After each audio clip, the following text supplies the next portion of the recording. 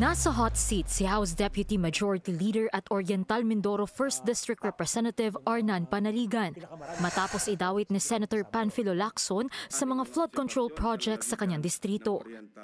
Sa isang privileged speech sa Senado kahapon, sinabi ni Lacson na pinondohan umano ang mga proyekto sa munisipalidad ng Baco at Nauhan gamit ang congressional insertions. Pero ani Panaligan, wala raw siyang koneksyon at hindi niya nakausap ang kahit na sinong contractor na in charge sa mga kontrobersyal na flood control projects sa Oriental Mindoro. Hindi ako nagparista niyan. Wala tayong papel sa paglilista ng mga proyektong yan.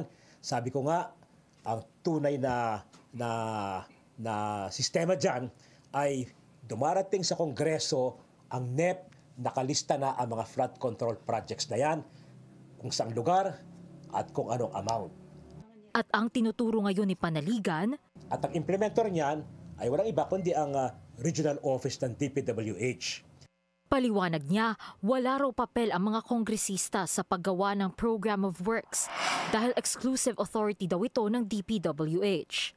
Naka-identify na ang mga flood control projects sa NEP at hindi na mabago.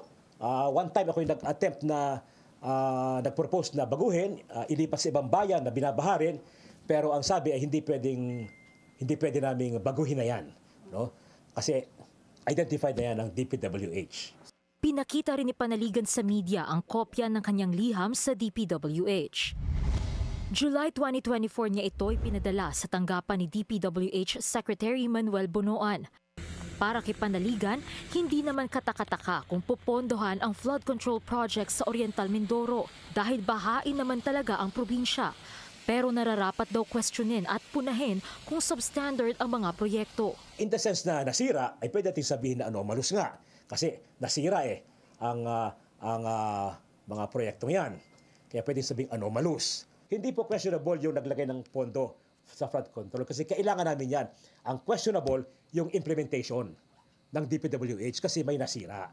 Yun ang dapat na ayusin.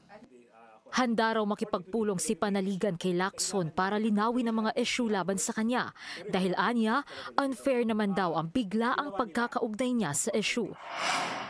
Sa ulat ni Lacson, 10 billion pesos daw ang natanggap na flood control fund ng Nauhan Oriental Mindoro ngayong 2025. So, ito lang po ang ating news update ngayon mga kadiyo. And please comment down below kung ano ang masasabi nyo sa video na ito. And please, pakisupport naman ang ating Facebook page para magpatuloy pa tayo sa paggawa ng bagong news update. Maraming salamat po at magandang araw.